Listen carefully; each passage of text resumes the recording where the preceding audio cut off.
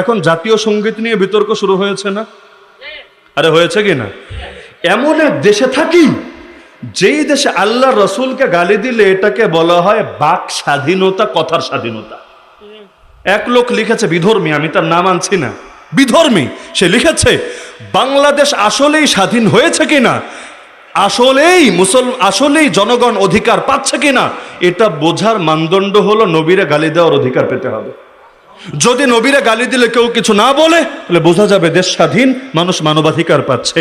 অথচ common sense কি বলে, আরে তুই নবীরে গালি দেওয়ার অধিকার চাস, তোর মায়েরে গালি দেওয়ার অধিকার তুই দিবি?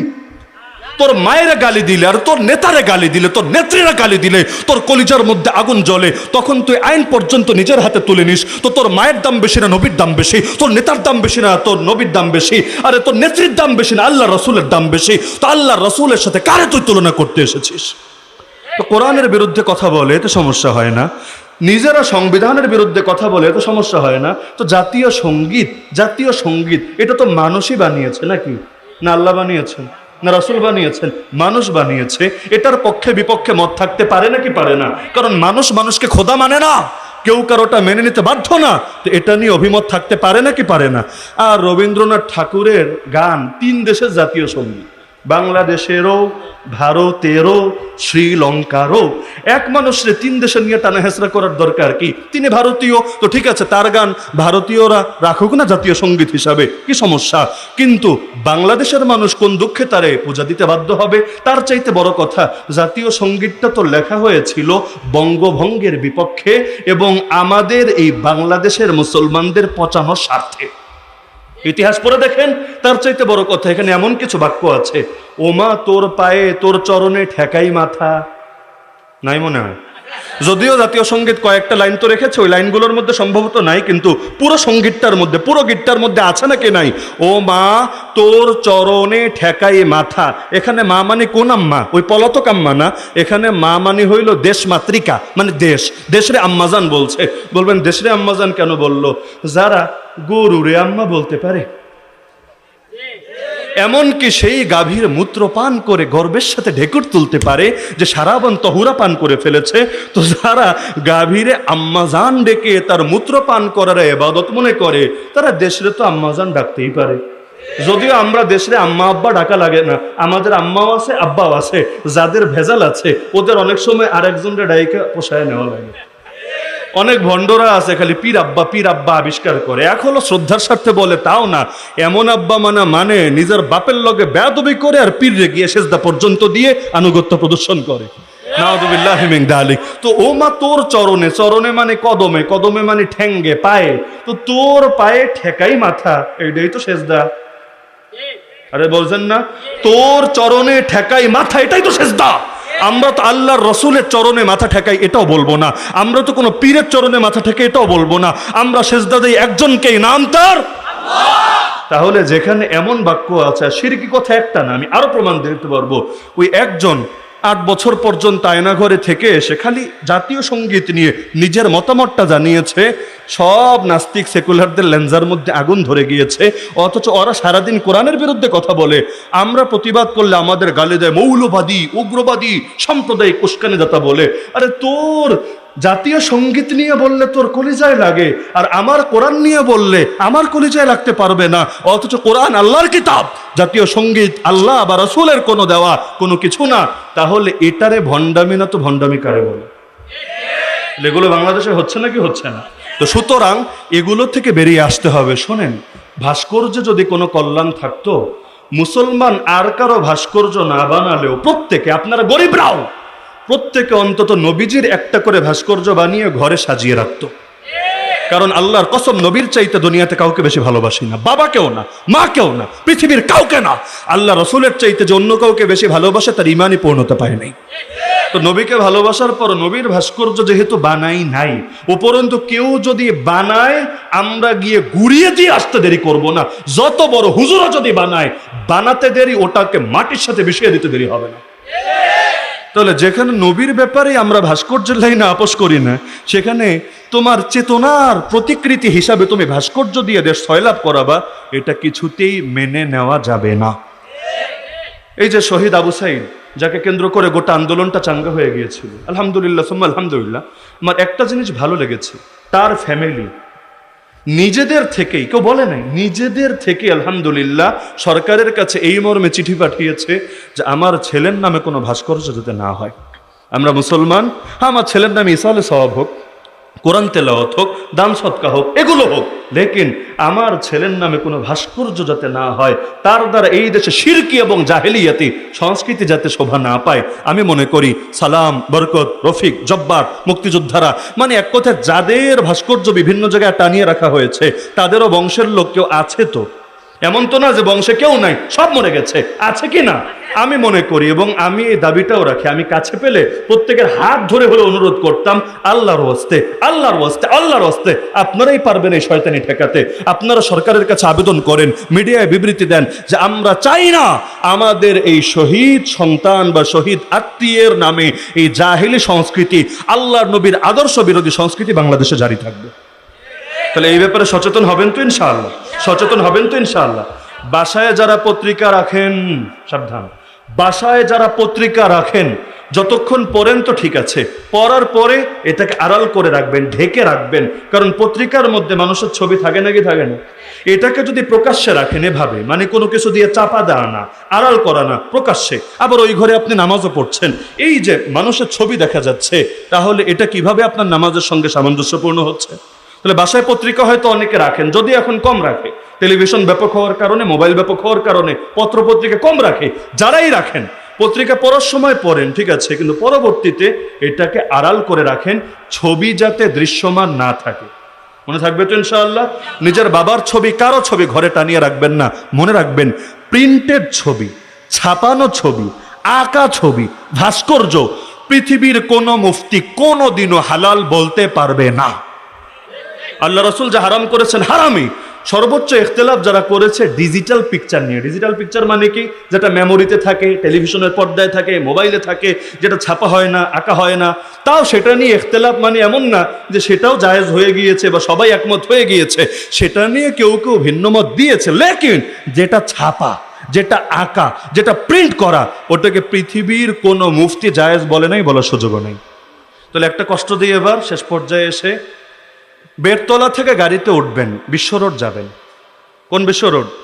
ব্রাহ্মণবাড়িয়া বিশ্ব রোড, ঢাকা বিশ্ব রোড না, আবার কুড়িল বিশ্ব রোড না।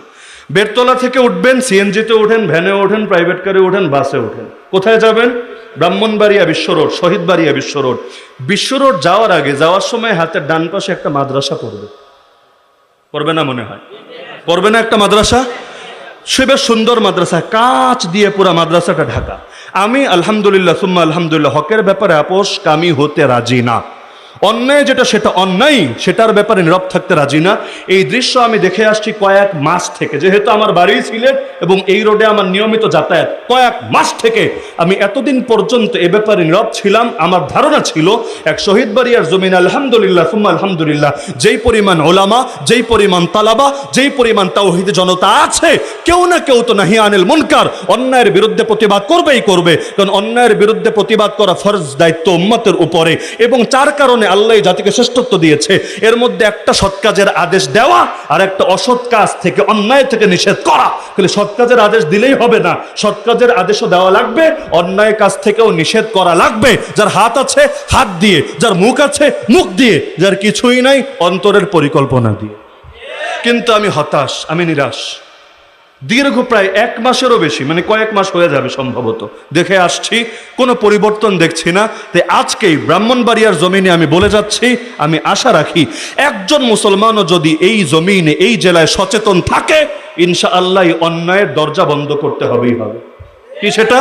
একটা মাদ্রাসা আছে, নাম সহ বলি একেবারে, কেউ আমার চ্যালেঞ্জ করলে কোনো সমস্যা নেই, 24 ঘন্টা রাজি আছি চ্যালেঞ্জ গ্রহণের জন্য।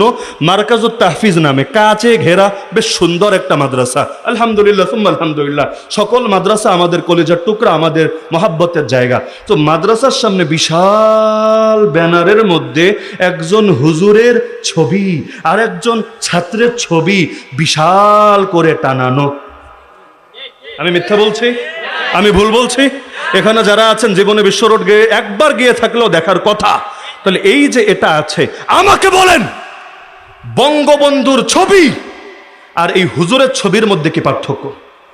আমাকে বুঝান বঙ্গবন্ধুর প্রতিকৃতি আর এই প্রিন্টেড, এই ছাপানো, এই যে দেয়ালের এই যে বিশাল করে ব্যানারের মধ্যে আঁকা এই প্রতিকৃতির মধ্যে কি পার্থক্য আমাকে বুঝান। যদি বলেন হুজুরেরটা হলে থাকবে, তাহলে নেতাজিরটা হলে ভাঙা হবে কোন দুঃখে? আমরা কি গত 3-4 বছর আগে এটার জন্য আন্দোলন করেছিলাম? এই যে মাওলানা মামুনুল হক সাহেব থেকে শুরু করে কতজন কি পরিমাণ হয়রানি হতে হয়েছে, কারণ আপনাদের ব্রাহ্মণবাড়ি এটাকে মাহফিলে আসতে দেওয়া হয় নাই, ভৈরব টোল প্লাজে আটকে দেওয়া হয়েছে। আপনারাই গিয়ে আন্দোলন করে রাজপথ বন্ধ করে তাকে রাত 1টার সময় ভৈরব থেকে এনে ভাদুঘরে মাহফিল করিয়েছে। আমি বানিয়ে বলছি এই হুজুরদেরকে হয়রানি করা হয়েছিল কেন? তারা স্পষ্ট বলেছেন, আমরা বাংলার জমিনে কারো ভাস্কর্য, কারো প্রতিকৃতি মানি না, বঙ্গবন্ধুরটা হলেও মানি না, জিয়াউর রহমানেরটা হলেও মানি না, কোন ইসলামী দলের নেতারটা হলেও মানি না, আমার বাপেরটা হলেও মানি না, আমার পীরেরটা হলেও মানি না। এমনকি নবীর ভাস্কর্য, নবীর প্রতিকৃতি কেউ টানালে সেটাও মানি না। এত আন্দোলন, এত সংগ্রাম, এত মামলা, ওই মামলা এখনো আছে, অনেকে এখনো আছে। ওই ধোলাইপাড় চত্বরে বঙ্গবন্ধুর একটা মাথা বানাবে, ওই জন্য আন্দোলন করা হয়েছে। ওই মামলা যদি খাওয়া লাগে, এর জন্য আলেম ওলামাকে যদি এত ভোগান্তি পোহানো লাগে, মামুনুল হক সাহেব জেলে যাওয়ার আগ পর্যন্ত প্রত্যেকটা মাহফিলে এই ভাস্কর্য বিরোধী আন্দোলন করার কারণ প্রত্যেকটা মাহফিলে তাকে হয়রানি করা হয়েছে নাকি হয়নি? এর মধ্যে ডজন ডজন মাহফিল বন্ধ হয়েছে নাকি হয় নাই? অনেক জায়গায় গিয়েছেন, স্টেজে উঠতে দেওয়া হয় নাই। কেন? কারণ তিনি জাতির পিতার সঙ্গে নাকি বেয়াদবি করেছেন। তো জাতির পিতার সঙ্গে যে বেয়াদবি করে তারা নাকি বয়ান করতে দেওয়া হয় না। তা আমরা সে আন্দোলন কি করেছি এখন নিজেদের ঘরের মধ্যে শয়তানে ঢুকবে এজন্য? তা আমি মনে করি একজন সচেতন মুসলমান যদি থাকে, কর্তৃপক্ষকে প্রথমে বুঝিয়ে হলেও, কি বুঝাবে রে ভাই, এই মাসালা কে না জানে? এই মাসালা জানতে মাওলানা হওয়া লাগে না, মুফতি হওয়া লাগে না, পিএইচডি ধারী হওয়া লাগে না, আন্তর্জাতিক খ্যাতি সম্পন্ন ব্যক্তিত্ব হওয়া লাগে না। কমন সেন্স থাকলে, মুসলিম দেশের বাসিন্দা হলে সবাই জানে। তাহলে জানার পর এই কাজটা যে করছে, এটা বন্ধ করা হচ্ছে না কোন দুঃখে? একজন মুসলমান কি ছিল না এটাকে ছিঁড়ে টুকরা টুকরা করে দিয়ে আসবে? আর যদি এটার প্রতি এত মহব্বত থাকে, ওটার বিরোধিতা করবেন কোন যুক্তিতে? কেন বলছে শক্ত করে জানেন? কেন জানেন?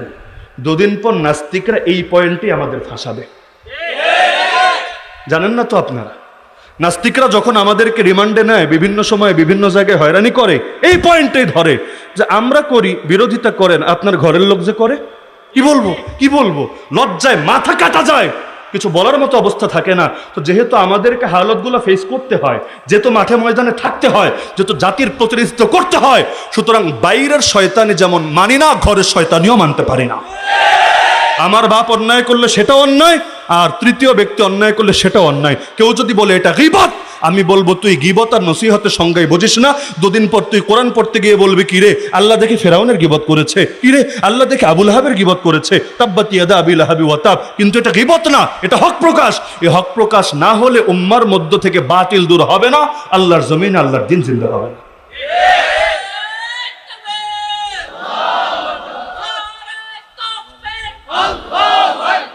আজকের আলোচনা দীর্ঘ করছি না। 1996 সালে আফগানিস্তানের মুজাহিদরা ইসলামী ইমারত প্রথমবার কায়েমের পরে এমন একটা মূর্তি পর্যন্ত ভেঙেছিলেন যেটার জন্য সারা দুনিয়া গরম হয়ে গিয়েছে। জানেন না অনেকে, ইতিহাস হয়তো অনেকে জানেন না, তবু পরোয়া করেন নাই, কাজটা ঠিকই করেছেন। সুলতান মাহমুদ গজনবী রহমতুল্লাহ আলাইহি, নাম শোনেন নাই? ভারতবর্ষে 17 বার আক্রমণ করেছেন। তার ব্যাপারে সবচাইতে বেশি বদনামি এটা আছে যে তিনি অনেক ভাস্কর্য, অনেক মূর্তি উচ্ছেদ করে দিয়েছেন। হ্যাঁ, আমরা ধর্মীয় মূর্তি যেটা ধর্মীয় উপাসনালয়ে থাকে সেটার বিরুদ্ধে বলছি না, প্যাঁচ লাগাবো না। বিভিন্ন মিডিয়া আছে শয়তান, এগুলো এক জায়গার কথা আরেক জায়গায় নিয়ে লাগিয়ে কি বলবে জানেন? হুজুর ওই ধর্মের বিরুদ্ধে উস্কানি দিয়েছে। আরে যেই ধর্ম মূর্তি পূজা করে তারা যদি ধর্মীয় উপাসনালয়ে মূর্তি রাখে, আমি বলি নাই, আমার হুজুররাও বলে নাই, বাংলাদেশের কোনো আলেম বলবে না যে হুদাই গিয়ে সেটা ভেঙে দিয়ে ঝগড়া লাগিয়ে দিয়ে আসো। উপরন্তু কেউ এটা করলে আমরা তারে থামাবো, তার বিরোধিতা করব। এই যে এখনো পর্যন্ত এটা নিয়ে ষড়যন্ত্র খেলার চেষ্টা করছে ইন্ডিয়া, যে কোনোভাবে মূর্তি দুই একটা ভেঙ্গে চইরা ঝামেলা লাগানো যায় কিনা। এজন্য ইসলামী দলগুলো, অনেক ছাত্ররা পর্যন্ত রাত জেগে পাহারা দিতে হচ্ছে। কেন? মসজিদই পাহারা দেয় না, ওখানে পাহারা দিতে গিয়েছে কেন? আসলে এসকের টানে যাচ্ছে এটা না, কিন্তু নিজের জুলুম থেকে বাঁচানোর জন্য যাচ্ছে। কারণ ওরা চাই এটা একই দিনে 60টা 70টা 80টা মন্দিরে মূর্তি ভেঙে দিয়ে পরে বলবে, দেখেছো বাংলাদেশের সংখ্যালঘুরা রিস্কে আছে, এই যা বাহিনী যা গিয়ে এই দেশে মুসলমানদের শেষ করে দিয়ে আয়, দেশটারে স্বাধীন করে দিয়ে আয়। তো ওরা তো চান্সেই আছে, আমরা তো ওদেরকে চান্স দিব না ইনশাআল্লাহ। তো ধর্মীয় মূর্তি নিয়ে আমি বলছি না, কিন্তু রাস্তাঘাটে যেগুলো বানিয়ে রেখেছে এগুলো ধর্মীয় না, এগুলো শয়তানি।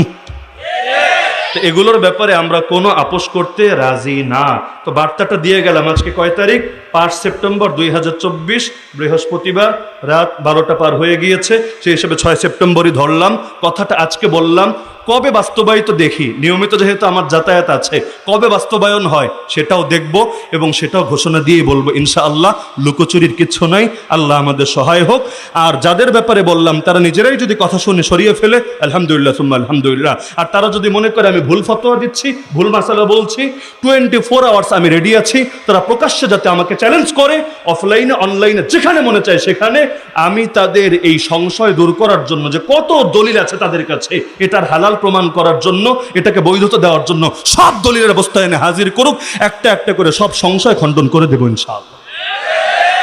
তো আল্লাহ তাআলা এই মাদ্রাসাকে কবুল করুন।